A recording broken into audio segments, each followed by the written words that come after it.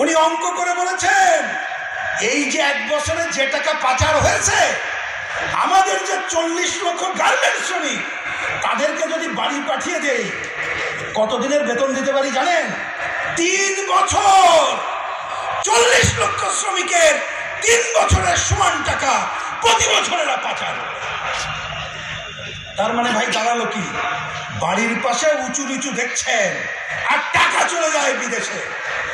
সম্ভবত এই বাংলাদেশ একটা বৈষম্যের বাংলাদেশে রূপান্তরিত হয়েছে। আর এই অর্থনৈতিক দুর্বৃত্তায়ন টিকিয়ে রাখতে গেলে ওদের ক্ষমতায় থাকতে হয়। ক্ষমতায় থাকার জন্যেই তাকে কর্তৃত্ববাদী করতে হয়, স্বৈরাচারী হইতে হয়, পরিবারতন্ত্র করতে হয়, ফ্যাসিবাদী হইতে হয়। এটাই তারা হয়েছে, এটাই হলো অঙ্ক। তাহলে আজকে যে আমরা বৈষম্য বিরোধী আন্দোলনে বিজয়ী হলাম, জুলাই আগস্টে রক্ত দিলাম, আমার তরুণ বন্ধু রিজভী রক্ত দিল, আমার ক্ষেত্রমন্ত্রী নেতা প্রদীপ রক্ত দিল, তাহলে এই রক্তের উত্তরাধিকার হিসাবে বাংলাদেশকে বৈষম্য মুক্ত করা ছাড়া অন্য কোন স্লোগানকে, গণতন্ত্র ছাড়া অন্য কোন স্লোগানকে আমরা গ্রহণ করব না। কেউ যদি মনে করেন একটু উল্টিয়ে দিয়েছি, ক্ষমতায় অনেকদিন থাকতে কি পারবেন? অন্তর্বর্তীকালীন সরকার একটা আছে, আমরা একটু মজা করে বলি ওনার অন্তরের কথা বুঝতে পারছি না। কি বুঝতে পারেন অন্তরের কথা? বোঝা যাচ্ছে না, তবে বোঝা যাচ্ছে নানা ধরনের চলে বলে কৌশলে ক্ষমতা দীর্ঘায়িত করতে চায়। আমরা পরিষ্কার করে বলতে চাই, ভোট জনগণ দিতে পারে নাই, বিক্ষুব্ধ ছিল, ভয়ের রাজত্ব কায়েম হয়েছিল, বিক্ষুব্ধ ছিল, নিজের আয়নায় জিনিসপত্রের দাম বেড়ে যাচ্ছে, বিক্ষুব্ধ হয়েছিল, এই জন্য হাজিরাকে দেশ চাওয়া করা হয়েছে।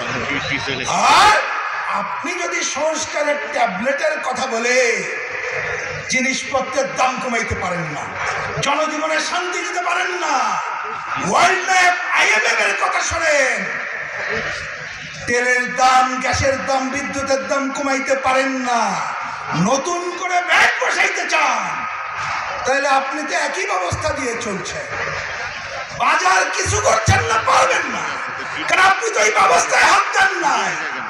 আমি অবশ্য বলি আশাও করছি না, কারণ আপনি তো মুক্ত বাজারের ধারায় চালাইতেছেন দেশটা, সুতরাং পারবেন না। অতএব এই অবস্থা থেকে বাংলাদেশকে মুক্ত করা ছাড়া আমাদের সামনে আর কোনো পথ নাই। কীটনাশকের দামে যাচ্ছে তাই অবস্থা উৎপাদন খরচ বেড়ে গেছে, আগেও তাই ছিল। শ্রমিকের ন্যূনতম মজুরি কি কেউ নিশ্চিত করেছে? সবার স্বাস্থ্য শিক্ষা কি কেউ গ্যারান্টি দিয়েছে? দেয় নাই। তাহলে ওদের কাছ থেকে আশা করে লাভ নাই। নানা চলে বলে কৌশলে আবার যদি তারা ক্ষমতায় আসে, তাহলে কি মানুষের মুক্তি হবে? হবে না। একটাই পথ, লাল ঝান্ডার পথ, লাল পতাকার পথ, কমিউনিস্টদের পথ, বামপন্থার পথ। এই যে দীর্ঘ সংগ্রাম হলো, আমি চ্যালেঞ্জ করে বলি, একমাত্র বামপন্থী প্রগতিশীল দল এবং ব্যক্তি ছাড়া নীতিনিষ্ঠ অবস্থানে আর কারা ছিল? অন্য কোনো নাম কি বলতে পারেন? পারবো না। অতএব আজকে এই নীতিনিষ্ঠ শক্তি আমরা সারা বাংলাদেশকে, মানুষকে যদি মুক্ত করতে চাই, ওই রাজপথের সাথে সাথে ক্ষমতায় যাওয়ার কাজটিও আমাদের করতে হবে। আসুন সেই লক্ষ্যে আমরা আমাদের কাজকে অগ্রসর করি। মনে রাখবেন, আসলে তো ভাই মুক্তি নাই।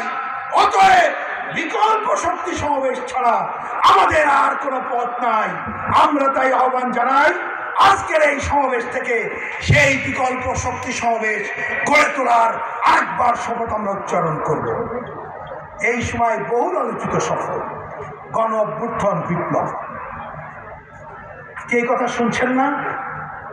যারা বলে সম্পন্ন করে বাংলাদেশের মানুষকে মুক্ত করবে, আজকের এই সমাবেশ থেকে সেই শপথ আমরা উচ্চারণ করছি। আমরা পরিষ্কার করে বলতে চাই, এই সংগ্রামকে এগিয়ে নিয়ে যেতে গেলে বাংলাদেশের সাধারণ জনগণ, তাদেরকে দায়িত্বশীল ভূমিকা পালন করতে হবে। আমরা মনে করি রক্ত দেয় দেশের মানুষ, জীবন দেয় সাধারণ মানুষ, অথচ তাদের স্বার্থ বাস্তবায়িত হয় না।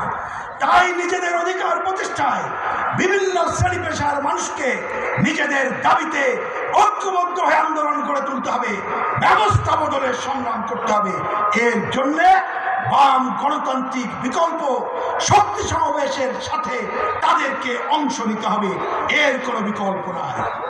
আমাদের জনগণের প্রতি আহ্বান, মুক্তিযুদ্ধকে কেউ যাতে বিতর্কিত না করতে পারে, আবার যাতে কেউ নিজেদের স্বৈরাচারী ব্যবস্থাকে কায়েম না করতে পারে, স্বৈরাচারী ব্যবস্থা যাতে ফিরে না আসে, তার জন্য সচেতন থাকতে হবে। আমাদের মনে রাখতে হবে, স্বৈরতন্ত্র, লুটপাটতন্ত্র, সাম্প্রদায়িকতা, আধিপত্যবাদ, সাম্রাজ্যবাদ, এদের হাত থেকে দেশকে মুক্ত না করতে পারলে মানুষের মুক্তি হবে না। অতএব জনগণকে এই সচেতনতার জায়গায় যেতে হবে। আমরা দেশের বাম প্রগতিশীল গণতান্ত্রিক